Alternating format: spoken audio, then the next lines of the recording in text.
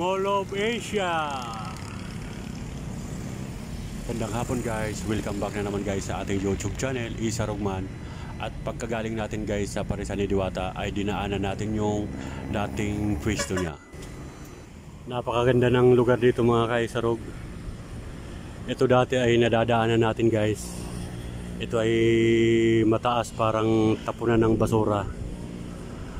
Ngayon dinibilop na guys, oh. Ginawang parkingan, napakalawak ng parking. At yung mga building na yun na natatanaw natin guys ay Ayala at Makati. Maraming mga gusali guys na nagagandahan. Dati dito rin nakapwesto guys yung Parisan ni Diwata. Dati nung una pa lang siya nagtitinda. Tapos si Encanto andito rin. Marami din parisan dito guys. Ngayon wala na. Pinaalis na sila dito guys kasi dinibilop na, oh. Ginawang parking. Ayan po mga kaisarog. At yan naman po ang tulay. Last week galing tayo dito guys. Kinuha na natin ang video dito guys sa tulay na to.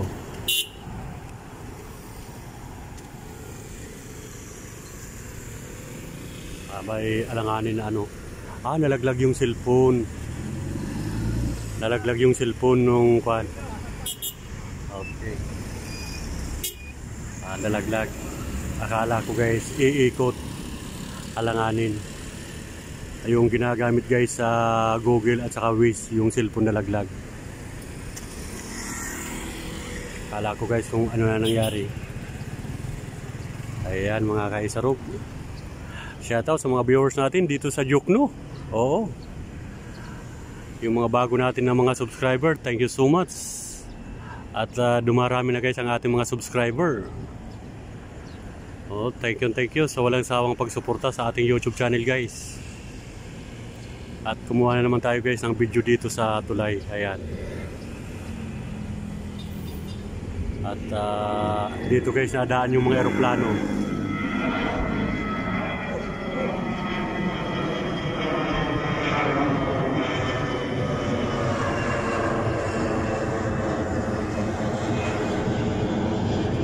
Galing terminal sa airport.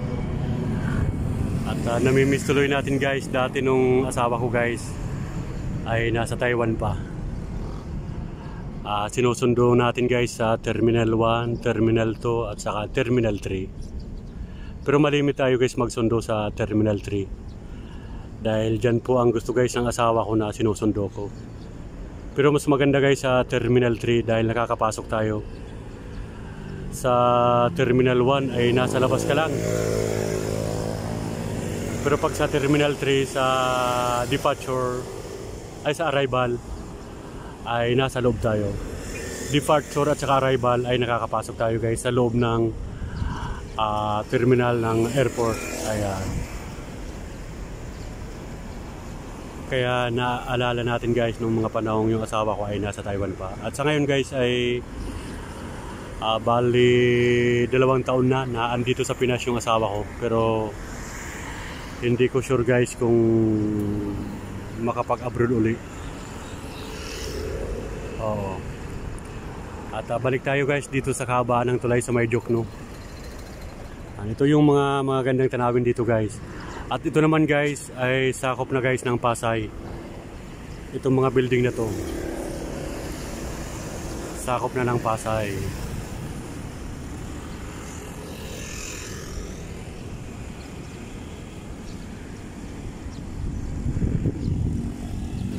Ito po yung mga magandang tanawin dito guys na binabalik-balikan natin guys.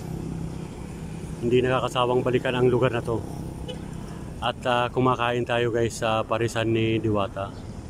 At kanina kumain tayo. Kumain tayo sa kanyang Paris.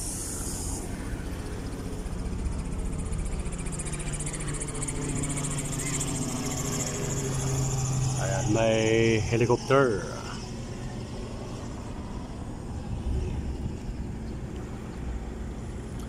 At dito guys sa tulay na to, tuwing hapon ay maraming mga nagsiselfie-selfie dito guys.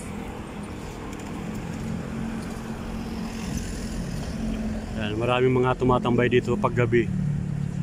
Kaya lang hindi tayo guys nakakuha ng video dito nung time na dumaan ako rito nung gabi. Dahil nagmamadali tayo mga kaisarugman. Yan, napakaganda ng lugar dito guys. Talagang hindi nakakasawa. Kaya pinapakita natin guys sa mga viewers natin. Lalo na yung mga kaibigan natin ng mga OFW na hindi pa nakarating dito sa Pasay. O sa Maymuwa.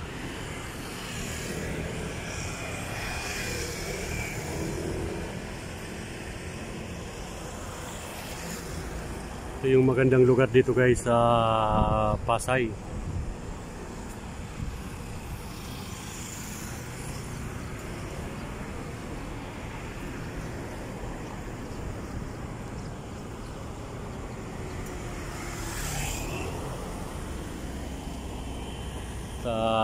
Napakarami ng ano guys, daming mga basurang lumilitaw-litaw.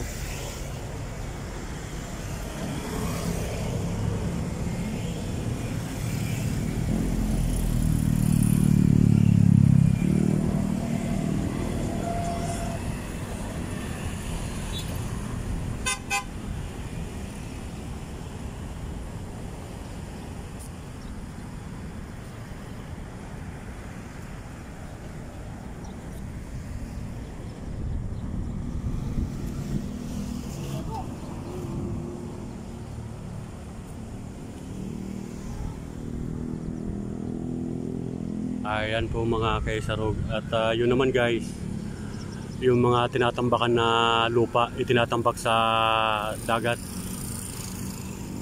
At yan po pala guys ay gagawin na building, mga kundo na titirahan ng mga foreigner na may yate. O para paglabas daw guys sa kundo, yung yate ay nasa harapan lang ng kanilang bahay. Oo, big time guys yung mga ganyang tao. Pagbaba sa kondo ay nakaabang na yung yate. Ayan po yung mga burbalita guys na mga tinatanong natin.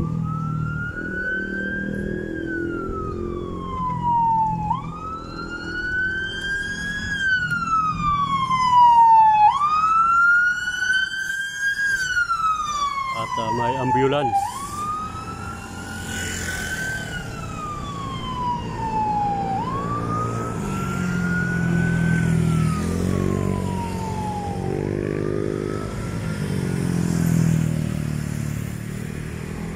Napakaganda ng mga view dito guys. Napakasarap mamasyal dito sa Pasay, sa May Jokno.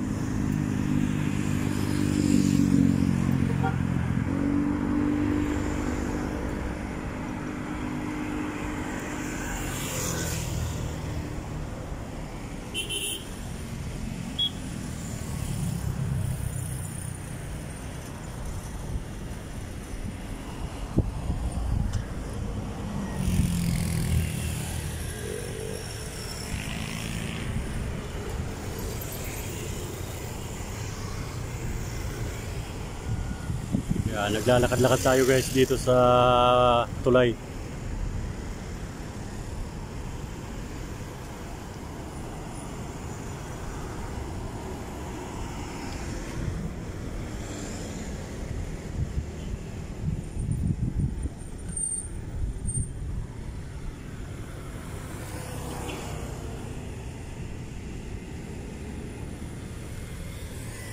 Natatapat guys na makulimlimang panahon na pagpupunta natin. Kaya medyo madilim yung kuha natin, hindi maliwanag. Oo, pero okay na rin kahit kuhan, madilim ang kuha natin guys.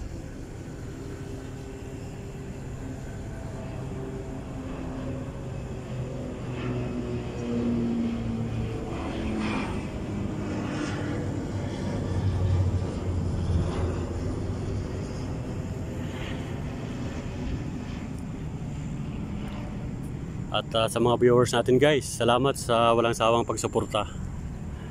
At sa kaibigan natin sa YouTube, Mga madam, mga sir, thank you so much sa walang sawang pagsuporta. Lagi nyo pong samahan si Isa Rugman sa ating mga lakad.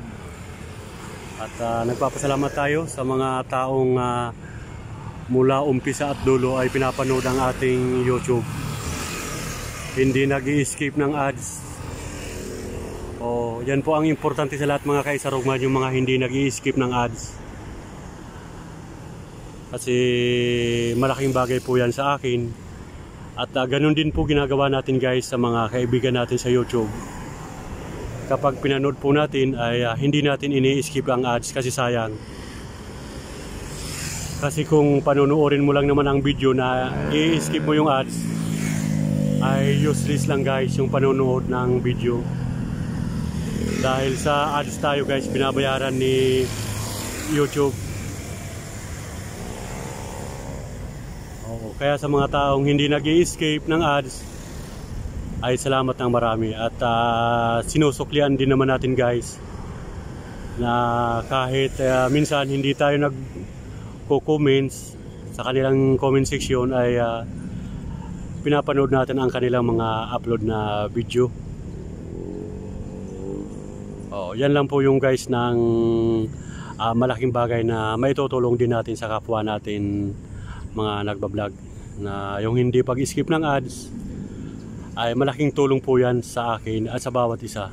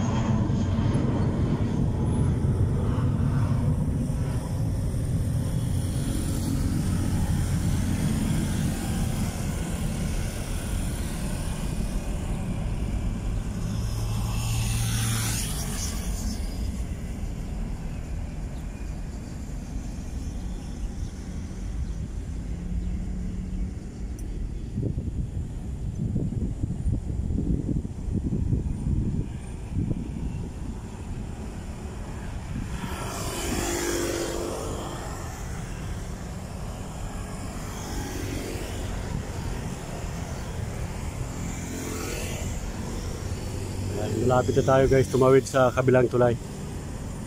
At tulad ng dati guys, si Diwata dyan banda nakatira sa batuan na yan.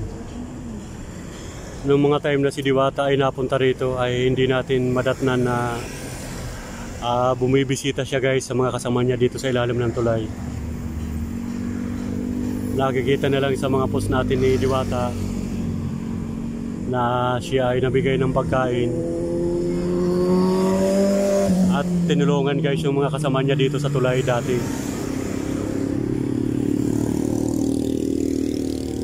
Napakabait naman guys ni Diwata at friendly siya.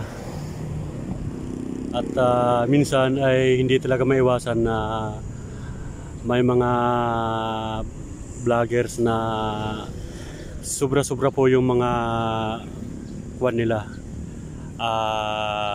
Yung mga ginagawa nilang content ay sobra-sobra na mapansin lang ng mga manunood at maghakot-hakot ng mataas na views. Gumagawa sila ng mga kwento na hindi naman talaga totoong nangyari.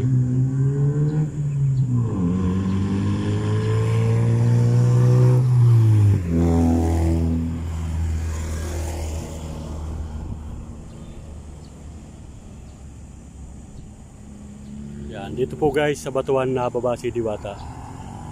At sa ilalim ng tulay na yan, susuot sa ilalim, andyan po ang kanyang tirahan dati noong mga panahon na hindi pa niya narating yung kinalalagyan niya ngayon dahil sa kanyang pagsisikap.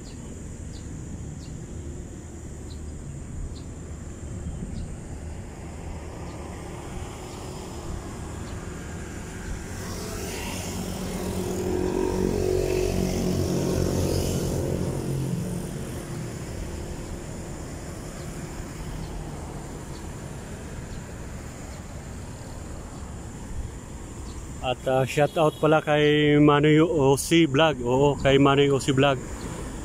Thank you so much sir sa walang sawang pagsuporta sa ating YouTube channel. At kay Sir Rodolfo Oy. Ayan. Kay Sir DJ Max. Ayan. At sa lahat-lahat ng mga kaibigan natin sa YouTube na hindi ko na mabanggit isa-isa, ay pasensya na po kayo mga kaisarog. Dahil kapag iisa-isahin natin guys, ay aabutin tayo ng siyam-siyam. Oo.